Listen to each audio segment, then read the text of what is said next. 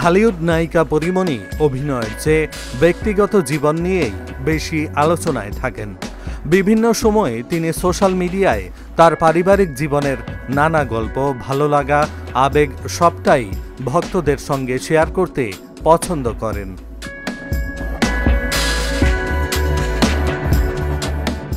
প্রায় ১০০ মিনিটের ওই কথোপকথনে পরীমণি এমন কিছু কথা বলেছেন যা আগে কখনো বলেননি। আগের চেয়ে অনেক বেশি পরিণত পরীমণি বলেছেন, এখন আমি অনেক ভেবেচিন্তে কাজ করি, যেটা আগে করতাম না।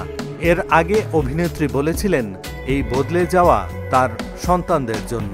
আমার জীবন কিছুই ভুল না, সবকিছু একটা অভিজ্ঞতা। পডকাস্টে পরীমণি বলেন, এতদিন আমার কোনো সঞ্চয় ছিল না, কিন্তু এখন আমি মাসে একটা সঞ্চয় করি আমার বাচ্চাদের জন্য। আমার যদি ২ টাকাও উপার্জন হয়, সেটা যেন সন্তানরা বড় হয়ে ভোগ করতে পারে।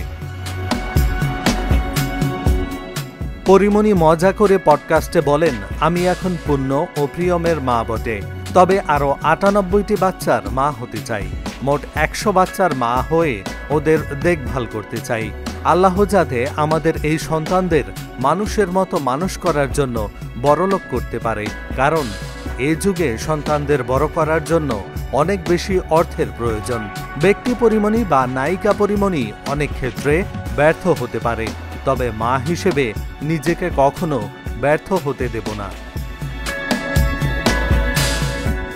কথার ফাঁকে অভিনেত্রী জানান, সিনেমায় অভিনয়ের আগে তিনি নাচের স্কুলে ভর্তি হয়েছিলেন, তবে সেখানে গুণী নৃত্যশিল্পী সাদিয়া ইসলাম মৌকে দেখে মুগ্ধ হয়ে রীতিমতো পালিয়ে গিয়ে আর স্কুলে ফিরে যাননি।